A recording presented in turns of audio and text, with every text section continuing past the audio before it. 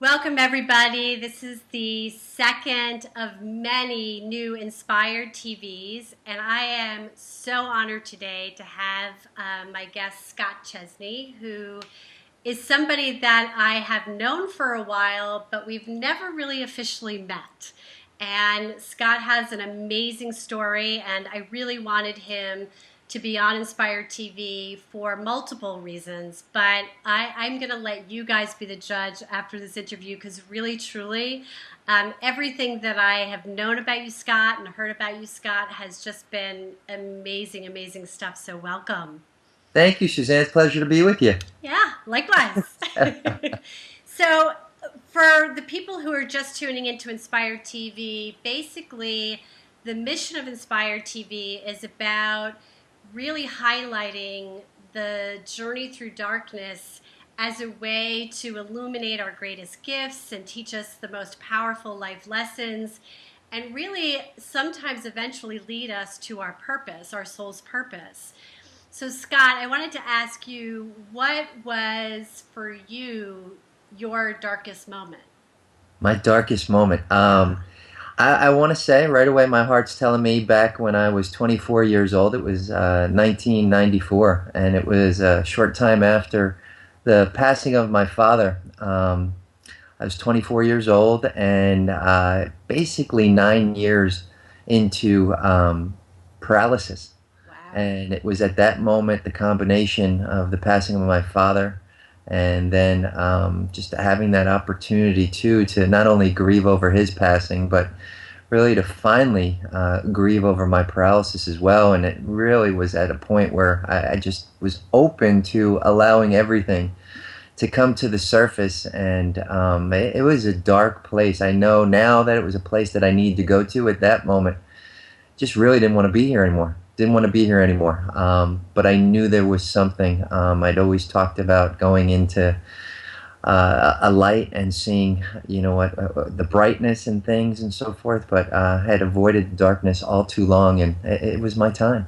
It It was was your my time. time. Wow, well said. So, for people who don't know you, because a lot of people may not know your story, how did your journey begin into this darkness?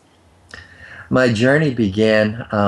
Now I could tell you it began ever since I came out of the womb, but uh, Exactly. that it's the darkness and the light. But I would basically say it was becoming paralyzed at age 15 and waking up basically with the inability to move my legs anymore. And a very rare stroke left me paralyzed from my waist down to my toes. There was no accident, no injury, no trauma.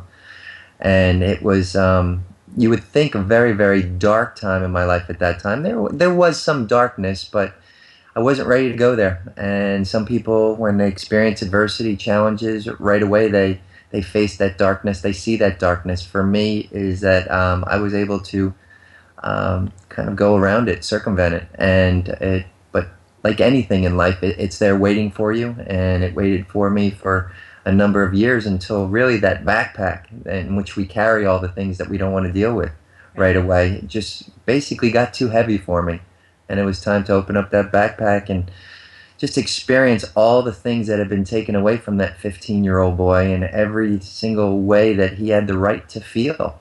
Anger, hatred, depression, you name it, is that I allowed myself in my darkest moment to experience and feel all those. And again, at the moment, it felt like the end of the world. But now I know it was one of the most liberating experiences of my entire life. So, you're saying that at 15, you were able to accept the paralysis?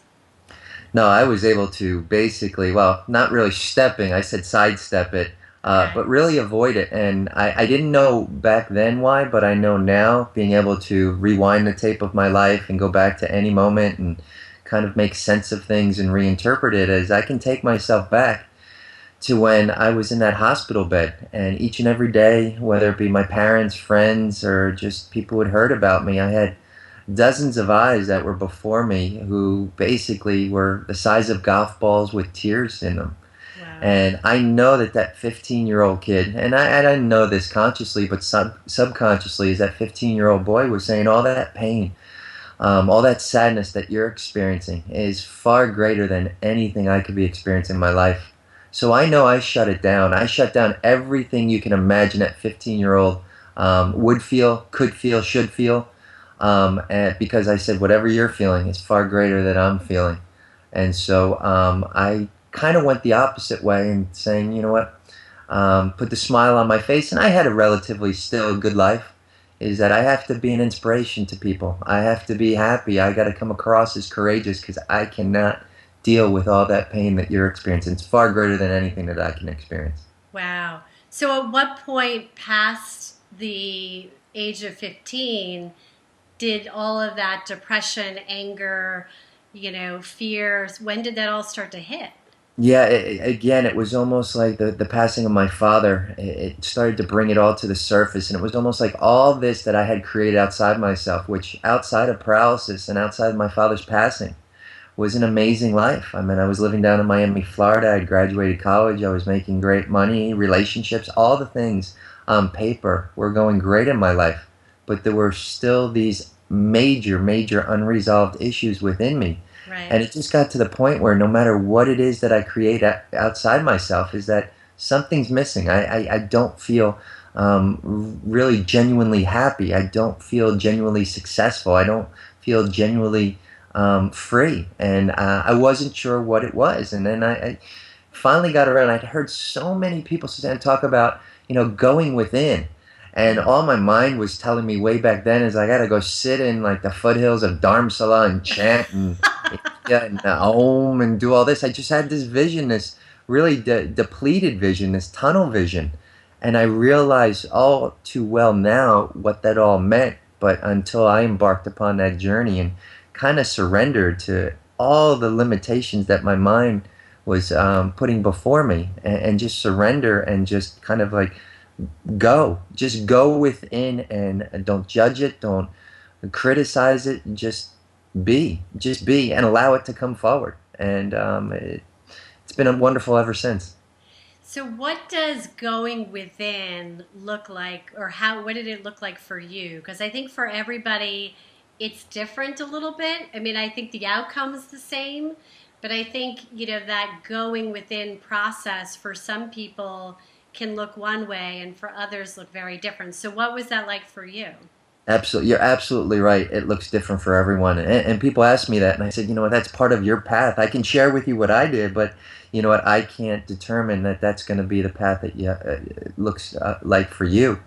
So for me, is that I had the opportunity to take a journey around the world. I went to Wow. 15 countries in 15 months, and a mission was offered to me. Again, it didn't have to be the mission put forth, but it just resonated with me so much, and it was a journey to research alternative medicines, complementary medicines, and along those lines, I mean, I've studied 70 alternative complementary medicines to date. Along those lines was a lot of work in terms of personal development. And I remember two of my greatest teachers who still to this day are phenomenal teachers are from like total opposite sides of life. Is that there I began my entire journey with Tony Robbins, Oh, who yeah. I believe is such an empowering and powerful individual, and one who I mean, he knows about going within as well, but to create that life outside of yourself and just go out there and create and whatever it is that you need to do to manifest. And Right. then on the opposite side of that, I spent significant time with Dr. Deepak Chopra. Oh, wonderful. Talks about going within and surrendering and meditation and all this. And it was just that combination, Suzanne, that just, it's what I needed. And I believe, not necessarily in the form of Tony Robbins or Deepak Chopra, but you know what, whatever is going on in our lives is that there's a polar opposite to that we need to embrace. So for me, my life was all up until that moment in my life, up until age 24, it was all about movement. Even though I was paralyzed, it was all about movement. It was all about talking. Mm. So I finally got around to the point is that, you know what, what's the polar opposite of that? Well, the movement is stillness, and Mm. all the talking and chatter that I'm either creating or people around me are chatting is silence. So the true healing for me, the true transformation, the true meaning of going within, it has been stillness and silence for me. Mm. And that's been offered up in the form of meditation, which again, I would have been the last person on earth that would have ever said, what in the world? Because right away, the rational mind wants to say, this isn't productive. This is a waste of time. I'm not getting anything done. Right. And the stillness. Are you kidding me? I gotta do things. I'm a mover. I'm a shaker. To be still, that's like a slow death. And I'm always amazed. I mean, that's even a part of Tony Robbins' story that a lot of people don't know is that it took him a very long time to embrace that stillness and silence because he was very much overweight for a period of time. Mm. And the stillness and silence he equated to almost like a slow death. That it Right. contributed to his eating, that contributed to his overweight. So he created this powerful life outside of himself, but he then took it to the next level by embracing meditation, by embracing yoga, and by embracing all that to the point where I mean, the man can't be stopped now. So what would you say was, we talk about the darkest moment, but then what would you say was the highlight? What was the transformative moment for you? Was there a one or two moments that you can clearly remember that were huge for you? Oh, absolutely, absolutely. I am in Athens, Greece, which Hmm. is probably one of the most inaccessible places on earth. I mean, with all that stone and all that rock, they did Right. not have people with disabilities in Right. mind. I mean, since hosting the Olympic Games a number of years ago, they have gone through a transformation. It's much more accessible. But when I went there, it was just almost like confinement within confinement of being in my wheelchair. Wow. And it just, I got to the point where I couldn't even like move around the city. I couldn't do anything. So I it was the first time in my life, Suzanne, where I just really wanted to check out. I didn't think about how I wanted to do this, but I basically had said to myself, even though I'm on this all expense paid trip, it's a perfect example about creating everything outside of you. I Right. have this all expense paid trip to travel around the world, to leave whenever I want, to come back whenever I want. And it's still, I am finding a way not to appreciate this. Mm. And so all of this just came to a head is that I can't, I don't know what it is that I'm looking for anymore, but it's not working. Who am I? Why am I here? All these questions started to come out and there was no answer. But I Mm. remember sitting in that hotel room in which I didn't leave for about 2.5, 3 days. I mean, I got food sent up to my place and everything, so I wasn't at that place. I still ate and so forth, but just tears would not stop coming. And I know what happened in that moment is that that 15-year-old boy began to grieve. He Mm. grieved over the loss of his legs. He grieved over not being able to play basketball anymore, not being able to play football, not being able to fulfill his dreams, which at that time in my life, at age 15, all I wanted to do was go to college in a few years and play college basketball and college football. That's all I wanted to do. Beyond that, I had no idea. So I Wow. grieved over what had been taken away from that boy. And then I grieved over the passing of my father because I remember then is that, I was a rock. I was there to help everyone else, but yet I did not allow myself to grieve. So I thought about everything that we had been through and so forth. And I let that 24-year-old boy grieve over the loss of his father and his Wow. passing and everything. So it was powerful. It's something that I hope that nobody else in the history of this world has to ever go through because it was painful. Mm. But like anything painful in my life is that in that moment, it feels like the end of the world. Right. But without that moment, I would never be where I am today. So in a way, it's an incredible gift and an incredible journey that I've been on.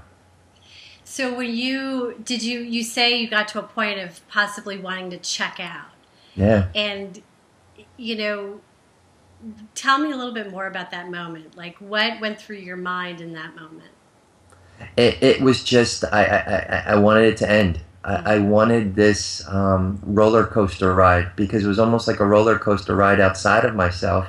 Mm. That no matter which turn I took, no matter what place I visited, no matter what country I went to, no matter what amazing person, I still was not in appreciation for this. It was almost like there were still roadblocks there. There was still stuff, and I didn't know. And it was almost like there was a voice that finally started speaking within me. And I Mm. was like, who am I? And then this voice from deep within said, stop looking outside yourself, go within. And it's almost like that's what the voice, and I literally thought it was like a housekeeper or something in a hotel who was in a closet or something. Right. And Right. I had been told before, and I wholeheartedly subscribe to it, is that there's a voice inside our minds and in our heads, and there's a voice inside our hearts. And when your mind's leading the way, it's about fear, disbelief, playing small in life. But when you live life from your heart, it's about courage, expansion, subscribing to that belief that anything is possible. And that was the voice that I had silenced all too long. I think I probably listened to it a little bit at age 15 because it had saved me, but I Right. wasn't yet to fully subscribe to it and let it lead the way. Today, I don't know any other way but for it to lead the way. And that's the only thing that keeps my mind in check. See, when my heart's leading the way, then my mind follows, and then it serves me in the form of creativity and imagination. But otherwise, is that I'm a prisoner. I'm a prisoner to it, and I don't want to be controlled by my mind. I don't want to be a prisoner. I think It, that is so perfectly said, and I believe that we're all on a spiritual path, whether we know it or not. And I certainly know that you see this as a spiritual journey. What what was sort of that moment that you felt not alone?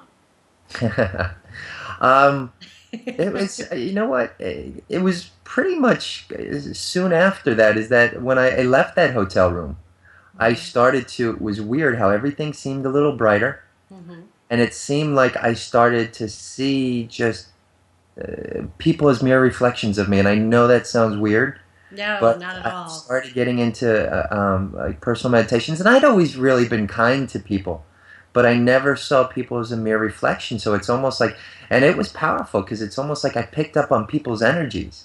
It's like Yeah. I could feel like someone's sadness, I could feel someone's happiness, I could feel someone's, and it was like because I was so new in understanding this within myself that it was almost felt like a pinball in a pinball machine. And I was bouncing all over the place. So then I needed to know how to ground myself, how to shield myself in a way from different energies. Not to say that I wasn't going to care or be there for people and so forth, but to protect myself, which is also very important. Mm-hmm. But then it was a few months later. I mean, I ended up getting together with my wife. I wasn't ready in the beginning when we had met to be with her shortly before I left on my first trip around the world by myself. And she wasn't ready to be with me. We both had some unresolved things to take care of in our lives, but it was like we were carrots dangled in front of one another. And then, yeah, to say you're not ready for us, you're not ready for one another now, but you know what? This is going to be one of your prizes on the other side of this journey. So she came into my life, and then we left on a trip. It took my second trip, her first trip around the world, went to 26 countries in 1 year. And I will Wow. never, one of those things that was so reaffirming, but it was a total surrender moment, is that, and I know this is going to be a big name to drop, Suzanne, but I had Oh, please do. had a private visitation with His Holiness, the Dalai Lama, Wow. at his home in Dharamsala in the foothills of northern India. And they told us maybe we'll have 5 minutes with him. He's very busy and so forth, but we ended up spending close to a half an hour with him. And the whole time, Suzanne, is that he is there sitting next to me and he's just smiling. And from the moment he came in, and I didn't go in there with any intention, I didn't go in there with anything other than just wanting to absorb this man's energy, just to hear him speak, to just be in his presence. And from the moment he came in, like behind this door and everything, is that I started crying. I started crying. There were tears of sadness, there were tears of joy, and I'm thinking, like, what are you doing to me? And he had grabbed my hand, he held my hand, and he started stroking my hand like this, almost like with a thumb, and just stroking my hand. And all of a sudden, at one moment, I looked down and I saw his hand, and all of a sudden, the tears just started flowing even more. Is because I saw my father's hand. Oh, And my wow. father had these, I used to call him paws, because he was a florist and he had like powerful hands. And His Holiness's hand looked just like him.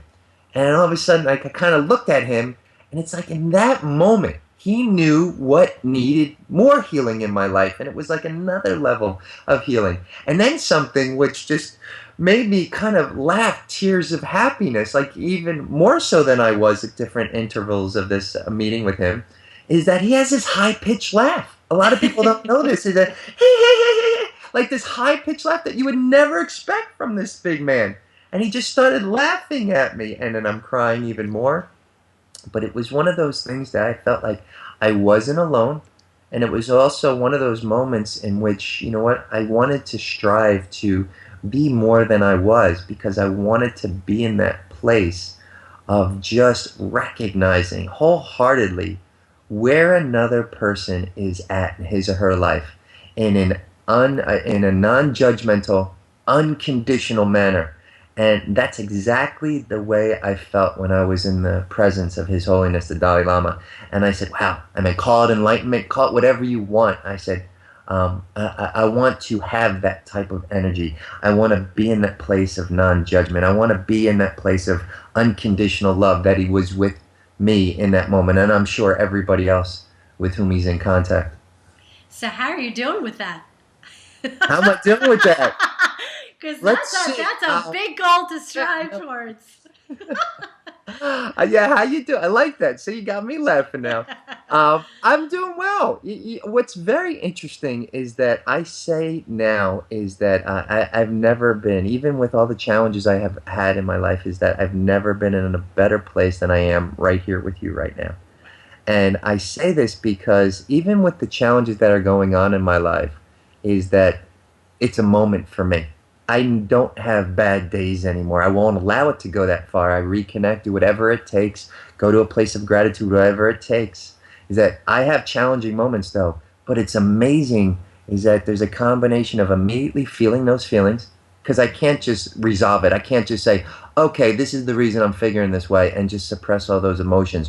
Ooh, do I get angry? Ooh, do I get sad? Ooh, do I cry? My kids think I'm like a sponge right now. Like I'm crying tears of joy in one moment and tears of sadness in another moment, but it's all good. And it's all because I've allowed myself almost this freedom to whatever it is that's going on in my life, to allow my emotions to come forward and to be there in the moment. And I mentioned them before, my children, is that again, no coincidences at all, is that my kids, my daughter's 10 going on about 15, but that's a whole nother interview. And my son's 8. And the combination of the two is that they're like my greatest teachers right now. My greatest teachers is that, wow, can they push my buttons? Yeah. And like my greatest button pushers are my greatest teachers. And they're in the form of these pint-sized little punks right now, who are my angels as well, who I love. And it's just, I love it. I love it. They frustrate me like I wouldn't believe. I love them like that. I've loved no one else. Right. And it's just, it's all good. It's all good. But I'm like every single day, so that it's just running the gamut of emotions. Mm-hmm. And again, and I mean this because of where it's allowing me to be, it's all good. It's all good. So how has all of these events in your life, the good, the not so good, the breaking open moments, the life-changing moments, the pivotal people in your life, how has that all led to what you might believe is your soul's purpose here? It's just every single moment, every single thing. And I don't say this because it sounds good. I don't. I know now when I share something with someone and it just comes up genuinely, rather than having to prove something or whatever it may be. When it's just there's this knowingness that comes up, is that I am convinced that every single moment, every single experience that I have had, good, I don't even say bad anymore, I don't say indifferent, I will say painful. Yeah. Every single moment has led me up to this wonderful moment that we're creating here. And there's a part of me that says basically like, well, why would I want to change anything? Any wrong move, any different thing, anything that might be different, is that we wouldn't be exchanging this moment right now. Right. And there's a full understanding of that. Again, it doesn't mean that I've been able to create everything I've wanted in my life. It doesn't mean that things go smoothly all the time. Right. There's just an understanding that there's a message, there's a reason for everything, and it's just part of that purpose, part of my purpose. And now being able to speak to audiences in so many places, to coach people. I'm running a foundation now that's training, mentoring, and placing people with disabilities and military veterans for rewarding careers in financial services. I mean, it's like I realize that my purpose in life is to serve. But I also understand, and I know you know this all too well, is that service needs to begin at home. Yeah. And I don't even mean with my daughter, I don't mean with my son, I don't mean with my wife. It needs to begin with me. Right. And that almost like rewinds the tape of back when I was like 24 years old, is realizing that, you know what, that first title that we came into this world with was individual.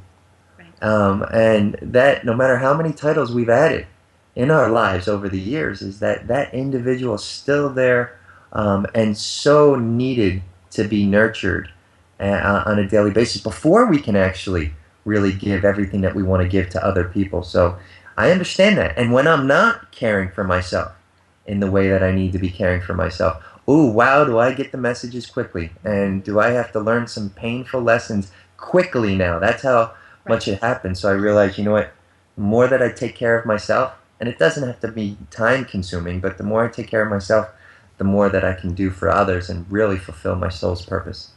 So, what is, you said the message, what would you say the message is to, let's say, people out there that are struggling with adversity, struggling with painful experiences, struggling with limitation? What would you say that message that you've learned through all of your own adversity, what would you say it is? Absolutely, and it's tough because I'm going to bring up some words right now that I think we all know, but whether or not we practice them is a whole nother story. I bring up the word surrender. Yeah, Is that for the most huge. part, you bring up the word surrender, you think of a white flag. Most people would equate that to weakness. Right. Now, when I surrender, and I want to really help those people who are watching this right now, is that when I say surrender, I mean, like, you know what, allowing people to help you. Right. We all too often want to be an island and say, I got to figure this out on my own. And even in my darkest hour, is that yes, I was isolated in those moments. But up until that moment and immediately following, I had so many teachers, so many mentors, so many people in my life who I've allowed on a much deeper level to come into my life to help me to make sense of things. And then all of a sudden, I'll take it back to the drawing board and process it. So surrender, putting up the white flag and saying, hey, you know what, I don't have to figure this thing called life out on my own. But then also, which is huge, is letting go. Letting go is that there's so much we want to have control over things. And the best way I describe this is that think about if you just control your breath and you just thought about every inhalation and every exhalation. Okay, inhale, exhale. You would probably hyperventilate. At some point, you just have that intention to breathe. Right. And then all of a sudden, guess what? Is that you've let go. You've Yes. let go of the outcome. And Yes. that's huge. That one of the biggest things that I've learned through this is that the difference between expectation and intention. Now, a lot of people are going to say, you know what, I have an expectation. This is the way I want my life to go. And I get it. I understand that. But expectation is basically an indirect way of trying to control a situation, Right. an indirect way of trying to control people, in which we don't want to do. We try to do, but we're never successful. So you might say, okay, Scott, so how do I get what I want in my life? How do I do this? And I said, well, guess what? Intentions are just as powerful. But here's the key, is that then you have a detachment from the Yes. outcome. Yes. It's like you want everything to turn out this way. Have that focus, have that passion, have that sight in mind, but knowing full well that there's going to be a detachment from the outcome where at some point you say to yourself, okay, I need to let go of this. I need to let it breathe. It's almost like planting a seed. You don't dig it up every moment. You allow it to grow and nurture and do whatever it needs to do. Is that you need to detach from the outcome and saying to yourself, and this is putting such a trust in this process and a trust in the universe, is that whatever the outcome may be, it's what's in my soul's best interest. Yes. And that's huge. Even if it's different than the way we want it to look. Absolutely, absolutely. And it's so tough. And again, we're dealing with, and you know this all too well, is that years and years of being conditioned a certain way to say we have to be in control of things, we have to line things up a certain way. So there's a lot of deprogramming that takes place here. There's a lot of Yes. deconditioning and so forth. And sometimes you're going to find, you know what, this process moves very quickly. And that's great. But other times, you know what, just stay with it because it's going to take some time. But there's this knowingness. I always say the mind thinks and the heart knows. Again, that's why I try to be in my heart, is that there's a knowingness Yep. with everything that I'm doing, is that, you know what, yes, this is where I'm supposed to be going. Yes, this is what I'm supposed to be doing. And there's that element of trust. There's this element of trust. So huge, Scott. I can't tell you. I mean, most people, because I work with a lot of clients, and so often I see us so stuck in our self-limiting beliefs and what we can't do and focusing on what we don't want as opposed to what we do want.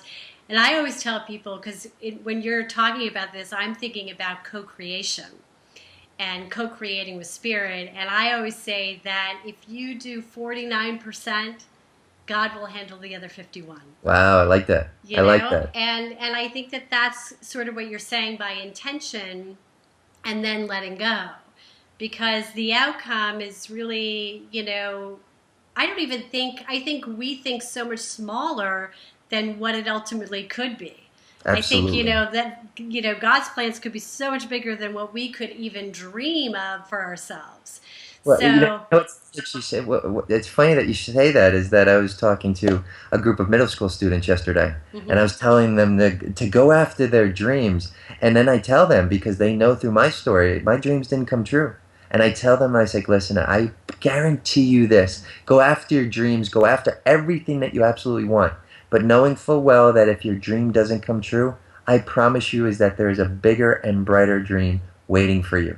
And I think exactly what you're talking about now is that us thinking that we have the ideal dream in mind, we have the ideal life in mind, and sometimes it does turn out a little bit like that. But you know what? In terms of being even more glorious, even more magnificent, Right, is that's where guess what? We, in a way, have right. no idea how big and marvelous and awesome that this world can possibly be And for on one hand, that's so incredibly exciting, and on the other hand, that's so frightening. Absolutely, But, absolutely. but Because that's why again, I we think want it's, to have control. We want to yeah, get back to having some control over yeah, this. And you know what? It's almost like just kind of like hang on to that heart and just like enjoy the ride. I have to say one more thing. It came up to me as you were talking though, is that I think another key part of this. I mentioned surrender and I talk about letting go.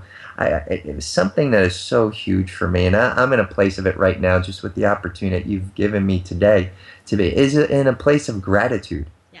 And I heard it was about 2 years ago that somebody said for every one thing that is legitimately, understandably challenging about your life, and maybe going wrong in your life, and whatever it may be, for every one thing that's not going well in your life, there are 10,000 things, at least 10,000 things that are awesome about your life. Right. And it's just choosing. Our greatest power as human beings is our power to choose, is just choosing to go to a place of gratitude. And no matter what is going on in your life, to focus on, you know what, what's awesome. Not just what's good about my life. What is awesome about my life right now? And that could take any dark moment, any dark day, anything, and bring light to it. I promise you that. I guarantee you that. So, how, if anybody here is watching this, how can they connect with you? How can they find you? Because I think you're just so amazing. So, how can they? It's just mere reflections of one another. Weren't you listening? Come on, come on. Exactly, There exactly. you go. So, how can they find you if they want to? Absolutely. Well, you have to have the intention. No, I'm just kidding. It's no expectations here. Yes, No, exactly. I think the best way is because then you can find me on all the social medias to go to my website and it's scottchesney.com, SCOTTCHESNEY.com. And again, whether it be Twitter, LinkedIn, however it is that you want to connect with me, we can make it happen from there. Great. Scott, thank you so much. Really, No, thank you. I am very grateful for We this moment. co-created this moment. Isn't it We did, amazing? we did. I knew it was going to happen. I knew, as opposed to I thought. I knew it was going to happen. So thank you. Thank you. Thank you. It was a blessing. Thank you.